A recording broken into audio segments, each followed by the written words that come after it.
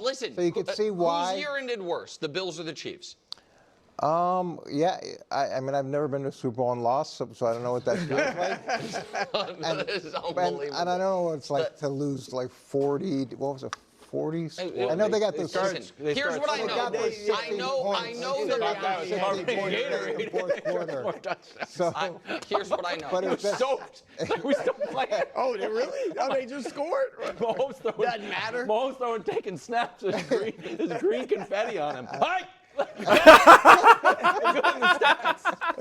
Sorry, friend of the show. I'm just Not saying. anymore. You guys are invited to the open of 1587 Steakhouse. Oh man, I am cutting that and making that a separate clip in itself. I gotta turn that into an Eagles clip because that is hilarious. That is what the Eagles did. I'm just gonna turn this into an Eagles clip right now, and I'll go back and make this into a Kansas City Chiefs clip. But congratulations, Philadelphia Eagles. Congratulations, Philadelphia Eagles, and congratulations, Philadelphia Eagles fans. You really did restore balance to the NFL. Seriously, you restored balance. You got people making jokes about the Kansas City Chiefs. You got Wilds making jokes saying that Patrick Mahomes is taking, snaps and calling hike and scoring bootleg touchdowns while green confetti's on him. While Sirianni's drenched in Gatorade. And again, we're going to pretend like it's disrespectful to the Kansas City Chiefs to win the AFC when the odds are 370 and you have the Bills and the Ravens tied at 350. We're talking about inches. We're talking about little millimeters. We're talking about going for a 2-point conversion or a 1 point. You're at the 2-yard line or the 1-yard line. So it's like there's nothing disrespectful about this. Remember when they said, oh, it's disrespectful to have the Eagles have better odds than the Chiefs to win the Super Bowl? Do you remember that?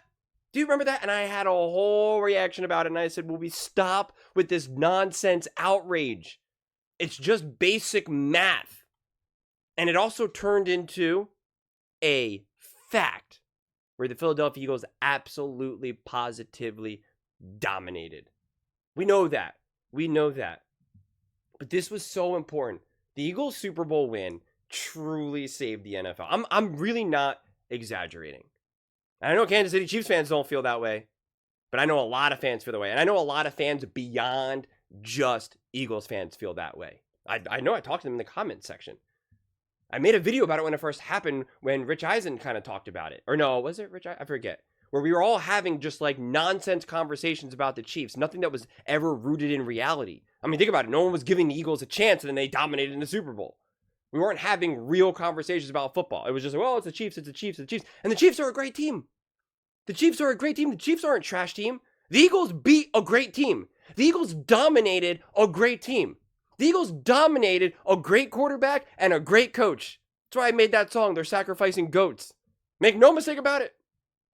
Patrick Mahomes is awesome. Andy Reid is awesome. Spags is awesome. The Kansas City Chiefs were awesome. The Philadelphia Eagles were just better. I know that still is a tough pill to swallow for a lot of people. It's just the reality. It's just the reality. And because of that, we get to have real conversations about this. We get to talk about, yeah, the Bills are really good. The Ravens are really good. Nick is trying to be like, oh, blah, blah, blah, blah. They win the AFC every year, blah, blah, blah, blah, blah. It's not about the Super Bowl. It's not about the Super Bowl. But we can get to have real conversations where people feel confident and comfortable being like, yeah, we can talk about other teams being good. It's okay. We don't have to pretend like the odds of 350 and 370 are light years away. Would it be disrespectful to KC to have them below the Broncos? Yes. Yes. But not even disrespectful because then it would still be a mathematical way they got there. They would have good reason for it. But I remember throughout the season, Nick kept crying wolf and saying, oh, it's so disrespectful that they're underdogs, that they're not favored, in any of the various games. And it's like, no, it's not. It's just basic math. It's basic logic, reason. Trying to get people to place bets, trying to get them to lose, quite frankly, right? But this is what the Eagles did. The Eagles legitimately saved the NFL because if the Kansas City Chiefs won and they three-peated, we wouldn't be able to have conversations like this. And Nick would just, he would have all the momentum, all the energy, would be dropping banners, et cetera, et cetera.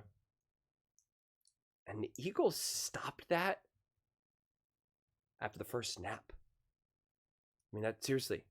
from the jump, from the literal jump. From the literal jump. From the moment that Jalen Hurts like looked up at the screen, you saw that picture where he was like making that face, and you can see on Get Up, it just says like Chiefs, Chiefs, Chiefs, Chiefs, Chiefs. It ended there from that point forward. And they tried their best. Going into that Super Bowl, you had like Tom Cruise and stuff just talking about the Chiefs and the Chiefs and the Chiefs, the Chiefs, the Chiefs.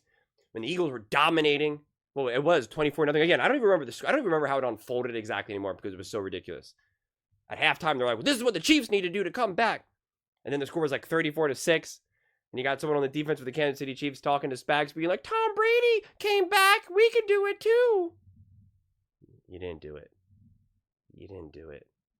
Took you to like the third quarter to like cross the 50-yard line or whatever. So yeah, the Eagles, they restored balance. And I'm grateful because I love sports talk. I love having real, honest conversations. And they're still trying to not make, right? Trying to say disrespectful. Disrespectful. And it's not. Just like if the Eagles had like the second best odds or something, like I wouldn't be like, that's so disrespectful. They just won the Super Bowl. But no, let's talk about it. They lost some players. They have a new coordinator. You know, the lines got better. And this is a made up scenario. I have no idea what the odds are. I don't even care. The odds mean nothing to me, quite frankly. All of this means nothing to me. You think there's a huge difference between 370 and 350 in terms of like what can actually happen when it's time for it to actually happen on the field? It means nothing. Not to mention, we have no idea what these teams are going to look like in November, December, January. You know how many injuries are going to happen from now until then? Like 100. I mean, seriously, like an insane amount. So like none of this like actually really matters. None of it.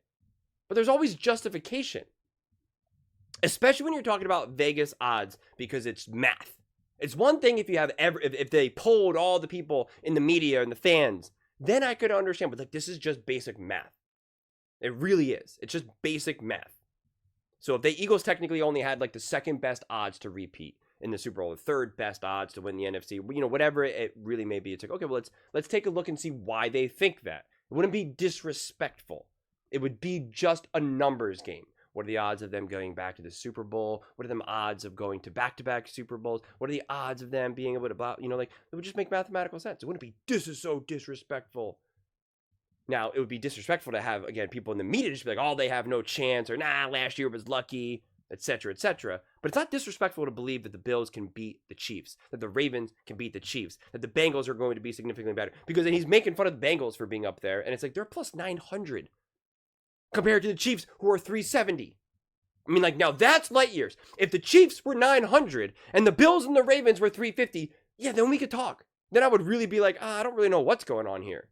Vegas is definitely trying to get people to lose money or something. I don't know what they're doing. Like, then we can have that conversation. But the Philadelphia Eagles restored the balance. Honestly, I was going to say 30 teams and 30 fan bases should be thanking the Eagles. But it's actually the 31. It's really all 32 teams, even Chiefs fans. You should want realistic, grounded coverage. You probably thought going into the Super Bowl that there was no chance that you weren't going to win that game. And that's because you've been fed nonsense. I don't want to be fed nonsense. I want to be fed reality. Reality. Whether it's positive or negative. I want the reality of the situation. I want to be accurate. And let me tell you, and I'll say this in my separate Kansas City Chiefs video, there's nothing disrespectful for having essentially the second, but really essentially in a three-way tie between the Bills, the Chiefs, and Ravens. You know, the three teams that have consistently been at the top of the AFC, to be in essentially a three-way tie with them to win the AFC. There's nothing disrespectful about that. And congratulations to the Philadelphia Eagles for taking away a lot of ammo that the Chiefs have for this biased narrative and the disrespectful narrative. That's what happens when you are calling hike while the opposing team's coach is drenched in Gatorade and you're still trying to sling it for touchdowns and just be like, oh, Patrick Mahomes, he's just such a competitor. He just wasn't giving up. Okay. Yeah. You have to like reach in his helmet to take out some of that green confetti. But those are just my thoughts. I'd absolutely love to hear yours. What do you guys all think about the Philadelphia Eagles restoring balance to the NFL? Let me know in the comments below. I read every single comment. So whether you agree with me or disagree with me, either way, let's get in some discussions. Let's get in some fights. But ultimately, let's just have some fun. And please do consider subscribing. We are building an amazing community here and absolutely love to see you part of it. I want to build something that we all genuinely feel connected to. Something that we're really excited to be part of. I think we're on our way to doing it. And please don't forget to give this video a thumbs up, as it really does help with the visibility and the algorithm. Thank you so much. See you next time.